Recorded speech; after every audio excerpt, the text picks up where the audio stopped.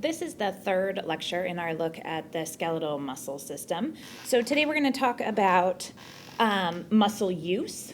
And so we've talked a little bit in class about steroids. There are two kinds of steroids, anabolic and catabolic. So the steroids that we take externally to build up muscle or whatever, those are called anabolic steroids and are considered to be artificial sources. They basically mimic testosterone, which is the kind of major male hormone or responsible for the male characteristics that we think of. And people take these in order to increase the size of muscles and the overall strength of muscles. What can happen, though, if the body is already making enough testosterone is that overproduction of testosterone or overload from taking additional sources can cause all kinds of other body changes that are oftentimes not necessarily desirable. So those might include anything that you think of as being kind of a male puberty thing. So the voice deepens. In the short term, there's an increase in hair growth, but over time, that it damages the body's ability to produce hair, and it will cause actual hair loss in the long term. An increased growth in male features, so in the jawline and Adam's apple, you'll often see kind of a more manly looking appearance, for example. But over time, what happens is we get a decrease in reproductive structures, so shrinking of the testes in men, as well as organ damage like liver, kidneys, and all kinds of different mental issues and anger management problems. So we're going to look at how the muscles kind of know when to contract and how those contractions sort of are built. It requires a certain level of stimulation. So the muscles don't just contract whenever. They have to be given a certain level of impulse or message telling them to contract. There's a certain degree of voltage, for example, that has to be reached. That's called the threshold stimulus. So threshold is like a border or a boundary, and the stimulus has to be above that border or boundary. That allows for what we call an action potential. So that's movement or communication from the nerve. So when the electricity within the nerve gets high enough, it sends an action potential or an impulse down the nerve that then causes neurotransmitters to be released, telling the muscle to contract, which then initiates the other responses that we've talked about, the calcium release, the cross-bridge action, etc.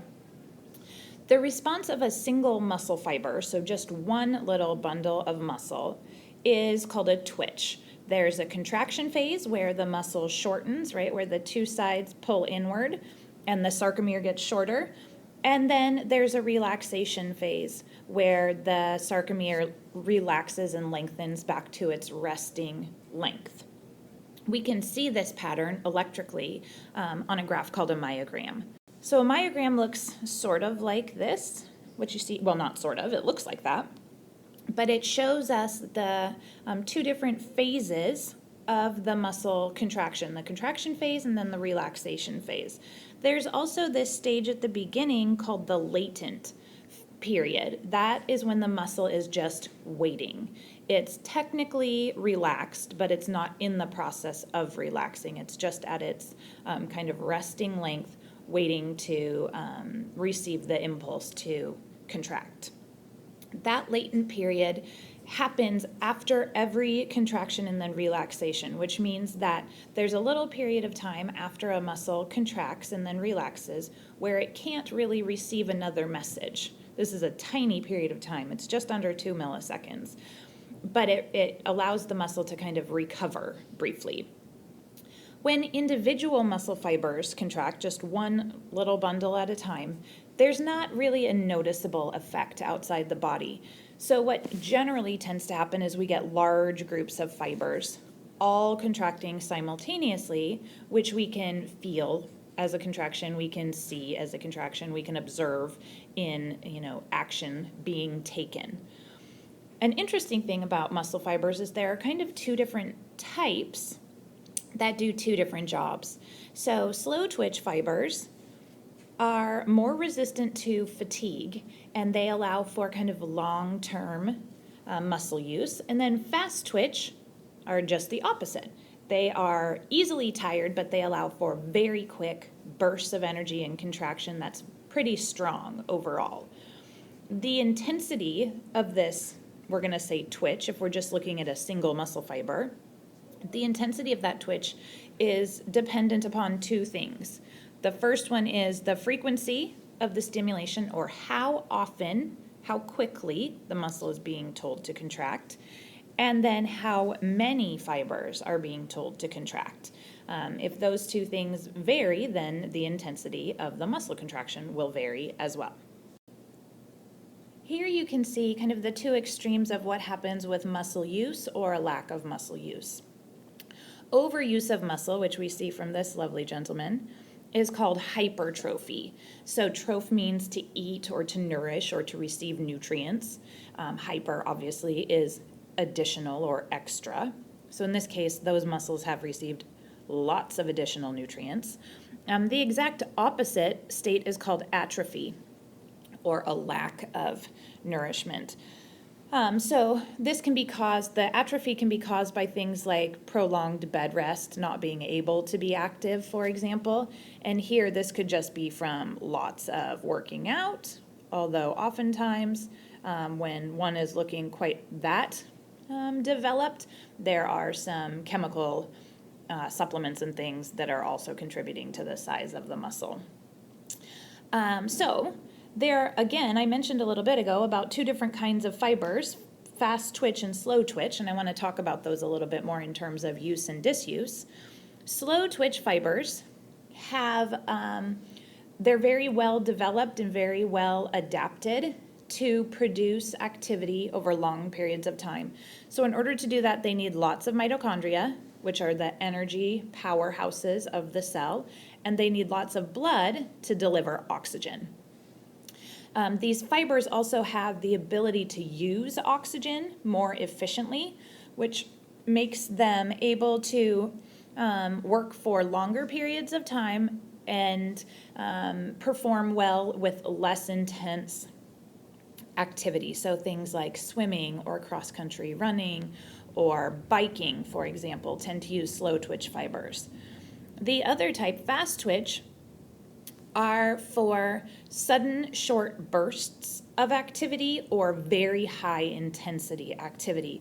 And so they use larger protein fibers, bigger actin, bigger myosin, which allows for an increase in force. They can produce more, not energy necessarily, but they can produce more force with each use of energy. So we see fast twitch fibers in things like weightlifting, which require a great deal of force, or short burst activities like sprinting, for example. As we use the fibers, that increases their overall size and ability to be strong and resist damage, but it doesn't alter their ability to fight fatigue. This is just something the body is born with. So people who have a tendency, say Michael Phelps has a tendency toward success in a slow twitch fiber activity, he just happened to be born with high levels of slow twitch fibers, and as a result, he's a very effective swimmer. That usually for most people, or most of the population, it's about 50-50. We're about half slow twitch and about half fast twitch.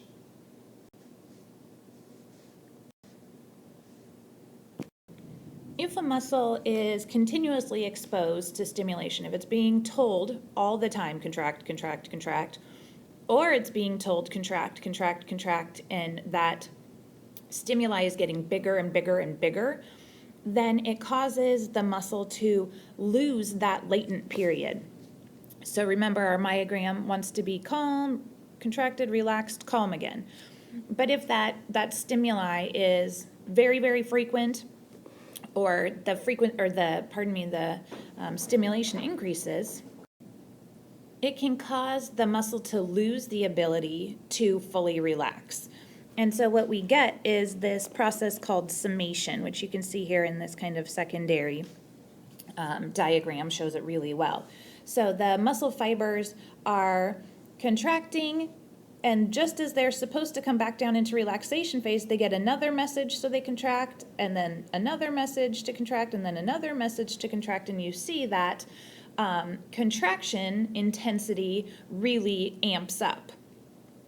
This process is called summation. So basically, it is a accumulation or a kind of stacking up of impulses, which causes the muscle to continually contract. If that continues, or if the muscle completely loses its ability to undergo relaxation, which is a process that sometimes is referred to as tetanus, and we'll talk about what you think of as tetanus and what I'm referring to as tetanus, or tetanic contraction. So we see that here, where the muscle is stimulated to contract, it does, and then it basically loses that relaxation phase for a period of time. This generally happens for about a minute to a minute and a half. You often probably think of tetanus as, cutting yourself with a rusty nail or something like that, and so you have to go and get a tetanus shot. That's because tetanus is a pathogen. It's a germ that lives in soils and dirt and other dusty places. But when it infects the body, it can cause muscle contractions that don't release. It can cause this permanent muscle damage or muscle contraction, which is why you go get a tetanus shot, to avoid that happening to you. But with tetanic contraction, typically in the body, there is a relaxation period that comes. It's just much later than we would normally expect, and it causes pretty intense and painful muscle contraction for a period of time. Often, the more intense that stimuli is, the more muscle fibers become involved. So if there is a lot of nerve activity and it's telling the muscles in very high frequency to contract, then many muscle fibers or many motor units will become involved. Okay, the very last thing then we're going to talk about is what happens when the body is at rest. You probably don't think about this very much, but your body is constantly adapting and working to keep you upright and functioning and able to do all the things you need to do. And that is due in part to a process called sustained contractions. So sustained contractions occur when we have a really large variety of motor units, really large motor muscles, like, say, your abdominals, for example, as well as small motor units in smaller muscle groups that together perform what's called a sustained contraction. So they are always in a partially contracted state. Most of the skeletal muscle fibers of the body are always partially contracted because we need them to help maintain our posture and our balance and to just stay upright. If you had to think about holding yourself upright and keeping those muscles contracted and relaxed appropriately, it would require a huge amount of brain power and a huge amount of focus, and it would make it really difficult for you to manage most other tasks in the day. Luckily, your body does this for you involuntarily, but it's important to know that there is this state of contraction kind of happening all the time. So at this point, we are done. Please make sure that you come in with some discussion or clarification questions and write your summary, and I will see you in class.